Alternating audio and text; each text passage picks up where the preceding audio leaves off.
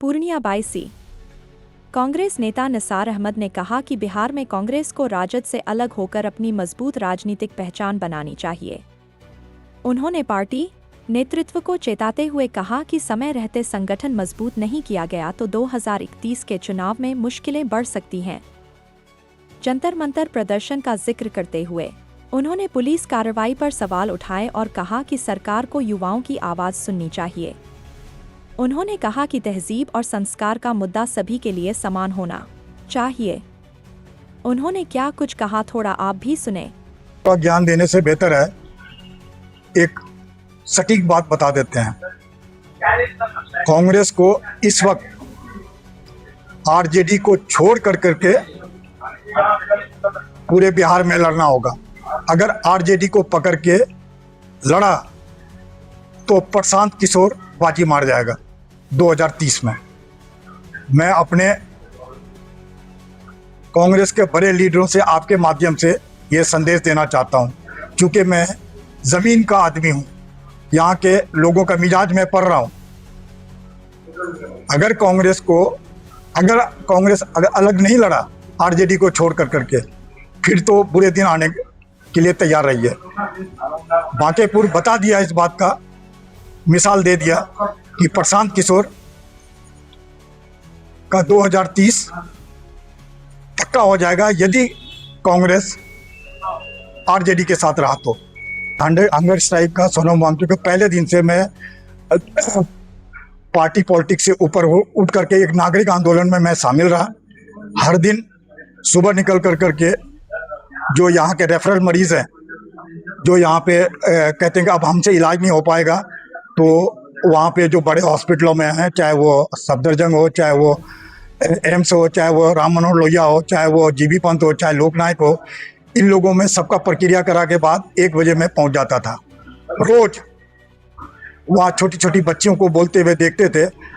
तो उस hunger strike में एक चीज़ मैंने देखा कि भारत के पास टैलेंट की कमी नहीं है। अंजना ओम कश्यप, चित्रा त्रिपाठी, अमित देवगन और रूबिका लियाकत, इससे 1000 गुना ज़्यादा बगैर टेलीफोन पर के हमारे बच्चे बच्चियां जेन अल्फा बोलने में माहिर और भारत के भविष्य की समझ बहुत ज़्यादा था। मैं देख करके बहुत खुश हुआ। बच्चियों ने जो अपने हक के लिए लड़ाई लड़ी शांतिपूर्वक, उस लड़ाई में उन लोगों ने कहीं भी हिंसा नहीं किया। 20 तारीख के प्रोटेस्ट में मैं वहाँ सुबह से शाम तक मौजूद था। प्रोटेस्ट में जो हरकत किया गया वहाँ पे, मेरे भी वहाँ पुलिस वाले जानने वाले थे, क्योंकि बहुत दिनों से काम करते हैं। उसने कहा कि निसार भाई, पुलिस जो ओरिजिनल पुलिस वाला है वो इस तरह मारपीट नहीं करेगा। तो मैंने कहा, पूछा कि आखिर क्या बात है? बोला मुझे नहीं पता कहाँ के लोग हैं। इशारे में कोई पुलिस वाला कहा कि ये गुंडे हैं वर्दी पहन कर करके, जो असली पुलिस वाला है वो मारपीट नहीं करेंगे। तो वहाँ जो बच्चे थे जो प्रोटेस्ट करने आए थे अपने हक के लिए, असल में वो माँ भारती के फरिश्ते थे, और उस प्रोटेस्ट का बच्चों का जो विरोध कर रहे थे वही असल में भारत का दुश्मन और शैतान थे। और किसी पत्रकार ने मेरे से वहाँ पूछा कि ये बताइए नेताजी, अंधभक्तों के बारे में आपकी क्या राय है? मैंने कहा, प्रभु श्री राम इस धरती पे अवतार होकर के अंधभक्तों को ये समझाएंगे कि मोदी जी का विरोध भारत का विरोध नहीं है। तो ऐसा मिजाज बना दिया है कि अंधभक्त उल्टा प्रभु श्री राम पे इल्ज़ाम लगा करके ये कहेंगे, हे प्रभु श्री राम, आप कब से मुसलमान बन गए? बच्चे वो नहीं करते हैं जो माँ बाप कहते हैं, बच्चे वो करते हैं जो माँ बाप को करते हुए देखते हैं। सरकार, प्रधानमंत्री, संविधान में जितने लोग बैठे हुए हैं, ये 140 करोड़ लोगों का माँ बाप है। जब पार्लियामेंट लोकतंत्र के मंदिर में विधुरी इतना गाली दिया, तब प्रधानमंत्री का तहजीब कहाँ चला गया था। जंतर मंतर में पहलवान बेटियां सड़क पे लौट रही थी तब कहाँ चला गया था?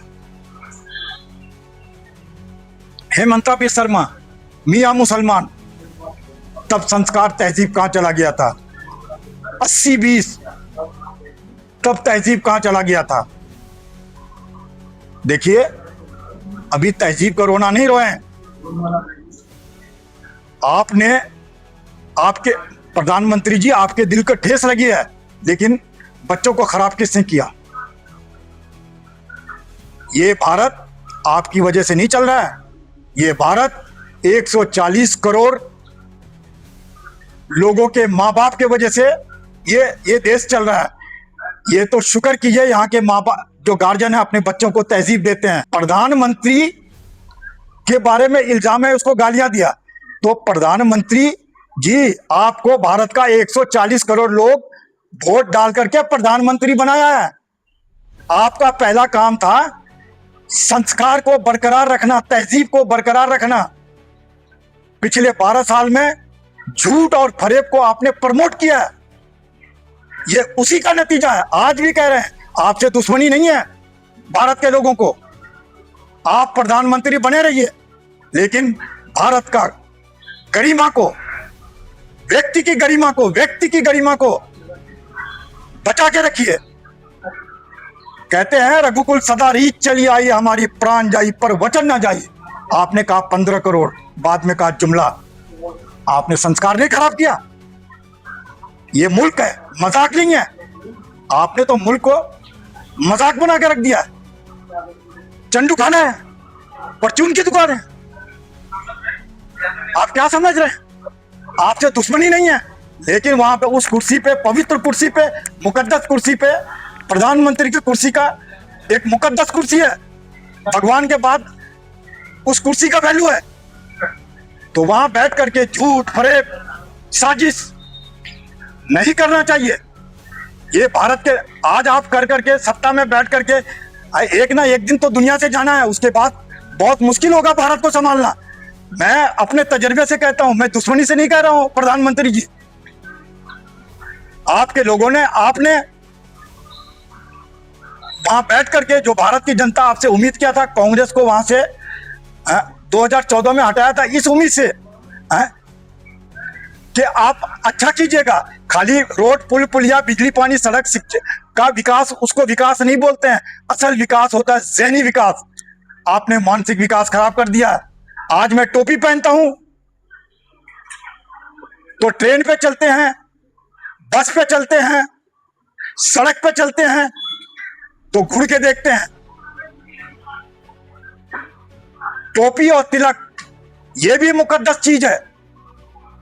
आपने इसका नाम ही खराब कर दिया। आपको प्रभु श्री राम का श्राप लग गया। आपने, आपके लोगों ने राम मंदिर का चोरी का पैसा और राम मंदिर का जो चंदा का पैसा चोरी हुआ, ये छोटी मोटी बात नहीं है। आपने आस्था का सत्यानाश कर दिया। बहुत कुछ कहने के लिए है। मैं यही कहूंगा, ये देश 140 करोड़ लोगों से चल रहा है, आपसे नहीं चल रहा है।